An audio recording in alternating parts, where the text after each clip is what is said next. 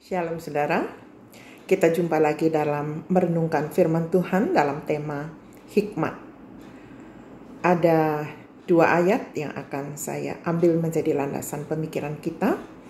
Yang pertama dari Yakobus 1 ayat 5 dan 6 dan dari 1 Korintus 1 ayat 24, demikian firman Tuhan. Tetapi apabila di antara kamu ada yang kekurangan hikmat, hendaklah ia memintakannya kepada Allah yang memberikan kepada semua orang dengan murah hati dan dengan tidak membangkit-bangkit, maka hal itu akan diberikan kepadanya. Hendaklah ia memintanya dalam iman dan sama sekali jangan bimbang. Sebab orang yang bimbang sama dengan gelombang laut yang diombang-ambingkan kian kemari oleh angin. Tetapi untuk mereka yang dipanggil, baik orang Yahudi maupun orang bukan Yahudi, Kristus adalah kekuatan Allah dan hikmat Allah. Pengertian kata hikmat sama dengan kebijaksanaan, sama dengan kearifan, sama dengan kesaktian, kekuatan gaib, sama dengan kebijaksanaan atau kecerdasan, kebijakan, akal budi, akal sehat, kecerdikan.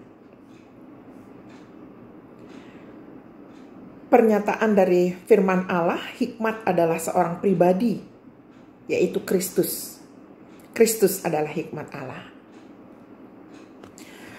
Saya sangat kagum dengan hikmat yang Salomo peroleh dari Allah ketika ia memohonkan hal ini untuk digunakan dalam pemerintahannya sebagai raja, menggantikan ayahnya Daud.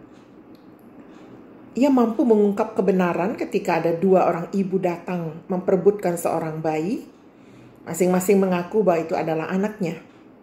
Ketika Salomo mengambil keputusan, silahkan belah dua saja anak ini, sehingga terbagi dua jadi adil.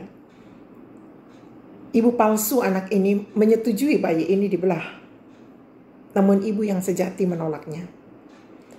Akhirnya Salomo mengatakan, berikanlah anak ini kepada ibu sejatinya. Saudara, hari ini saya harus membantu anggota kami untuk melakukan transaksi pembelian rumah baginya. Ibu ini sudah menyerahkan seluruh hidup dan keberadaannya untuk ditanggungjawab oleh gereja di mana kami melayani. Saya secara pribadi membutuhkan hikmat khusus dari Allah untuk dapat mendampingi dia dan berbicara kepadanya dengan cara yang mampu dia pahami. Karena kondisinya tidaklah seperti kebanyakan kita. Jadi membutuhkan kesabaran, membutuhkan kasih yang tulus, membutuhkan kejujuran, membutuhkan kebijaksanaan, kebijakan, kecerdasan yang berasal dari Allah semata.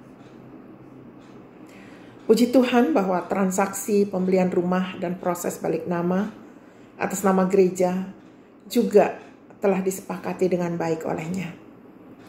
Puji Tuhan juga bahwa keluarga yang kami beli rumahnya juga sudah mendapatkan rumah yang lain dan dapat melanjutkan seluruh pembiayaan kehidupan selanjutnya. Saudara, Tuhan dan firman-Nya adalah andalan ampuh.